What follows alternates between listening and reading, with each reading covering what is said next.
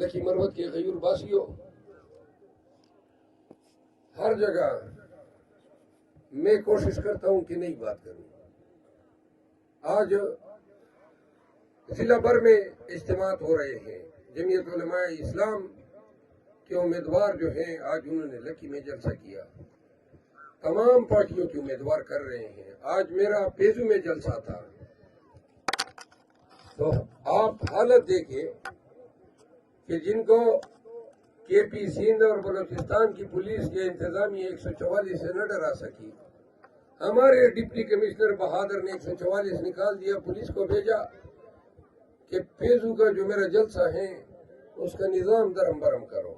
Police گئی، انہوں نے مجھے بتایا بات یہ ہے ہم تو دعوت دیتے ہیں کہ آئیں، آپ کوشش تو کر کے دکھائیں. آپ کی 144 کی ایسی کی تیسی. ہم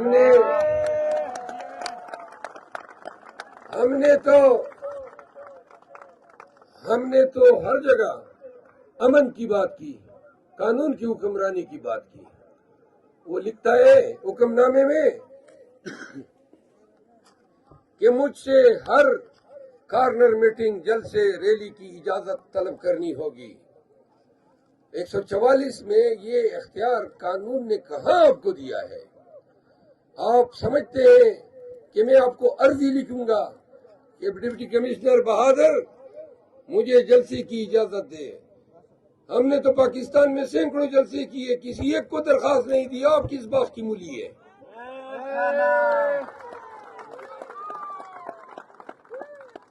اور ڈی پی او اور یہ گئے مائی چھینا، کرسیاں چھینی.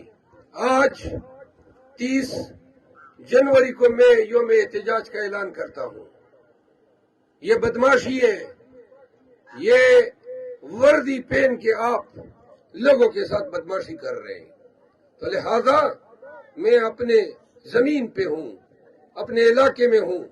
بدماشوں کے ساتھ بدماشی کی زبان میں بات کرتے ہیں. 30 جنوری کو ہم تمام لکی مروت کے غیور لوگ پوری تیاری کے ساتھ ہم آئیں گے، این آپ کے ٹاؤن کے سامنے دھرنا دیں گے.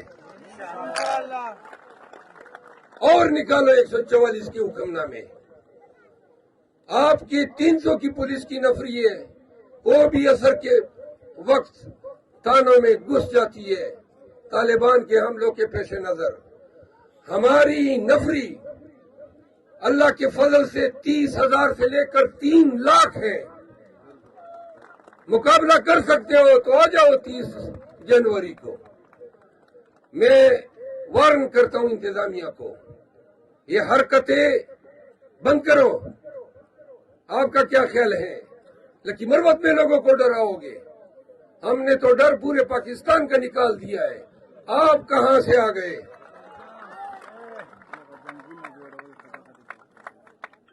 دوسری بات یہ ہے